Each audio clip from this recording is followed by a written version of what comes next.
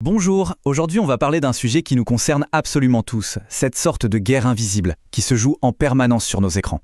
On va explorer ensemble les lignes de front de cette bataille numérique et pour ça on va s'appuyer sur l'approche de Cedrosage LLTD pour voir comment on peut, concrètement, se construire un vrai rempart contre les menaces d'aujourd'hui.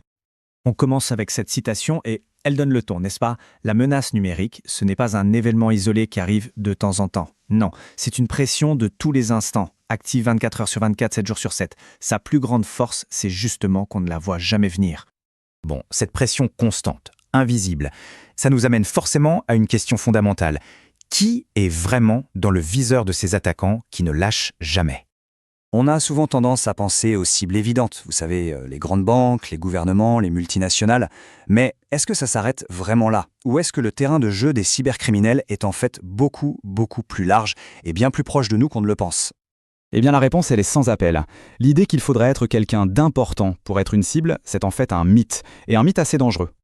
En réalité, la toile des cibles potentielles, elle est immense. Ça va de la grande entreprise, pour ses données financières évidemment, à la start-up pour ses innovations, en passant par le freelance pour ses accès clients, et ça va jusqu'au simple particulier. Pourquoi? Parce que chaque connexion à Internet est une porte d'entrée potentielle. Et ça, c'est vraiment le point crucial à comprendre. Beaucoup de gens se disent « Moi, je n'ai rien d'intéressant à voler ». Mais c'est une erreur de penser ça. Des identifiants, des contacts, des photos perso, tout ça, ça a de la valeur. Et pire encore, un attaquant peut juste vouloir prendre le contrôle d'un ordinateur pour l'ajouter à un botnet, une armée de machines zombies pour lancer des attaques encore plus grosses. Bref, on a toujours quelque chose à protéger. Alors, face à cette menace qui pèse sur tout le monde, voyons comment une protection bien structurée peut être mise en place. On va commencer par le monde professionnel. Pour une entreprise, évidemment, sécuriser ses opérations, ça a un coût. Mais il faut vraiment voir ce chiffre différemment. Ce n'est pas une dépense, c'est un investissement. Un investissement stratégique pour s'assurer que l'activité continue et pour protéger sa réputation. Ce qui est intéressant ici, c'est l'approche globale, vraiment à 360 degrés. On n'installe pas juste un antivirus et voilà. Non, on commence par un audit pour voir où sont les faiblesses. Puis, on fait des tests de pénétration, ce qu'on appelle des pentests. En gros, on demande à des experts de nous pirater pour trouver les failles avant les vrais criminels.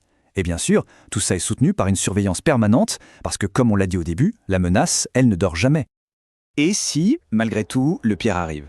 C'est là que ce genre de plan d'action entre en jeu. Au lieu de céder à la panique, de se demander qui appeler, eh bien, cette fiche de récupération, elle dicte chaque étape.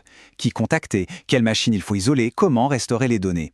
C'est ce qui fait la différence entre une petite frayeur de quelques heures et une catastrophe qui peut mener à la faillite. Mais la sécurité numérique, ce n'est pas seulement une histoire d'entreprise. Loin de là. Passons maintenant à notre sphère personnelle, à notre quotidien ultra connecté. L'idée ici, c'est de démocratiser l'accès à une protection qui était avant réservée aux grosses structures.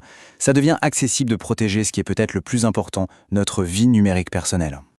Là, on s'attaque au risque du quotidien. Sécuriser son réseau Wi-Fi, c'est comme fermer la porte d'entrée de sa maison numérique. Nettoyer ses appareils, c'est chasser les espions invisibles. Et puis avoir des conseils sur des choses qui paraissent simples, comme les mots de passe ou l'authentification à 2 facteurs, c'est apprendre les gestes qui sauvent. Il s'agit vraiment de se construire de bons réflexes de sécurité. Cette phrase, elle résume absolument tout. Il faut imaginer le scénario, un simple compte mail qui se fait pirater. Et tout d'un coup, l'attaquant peut réinitialiser les mots de passe de la banque, il peut usurper une identité sur les réseaux sociaux, les conséquences peuvent être, oui, dévastatrices et vraiment bouleverser une vie. L'impact est très réel. Alors, au fond, c'est quoi la philosophie derrière une protection qui marche, que ce soit pour une grosse boîte ou un particulier? En fait, tout repose sur 3 piliers essentiels. Le schéma est très clair.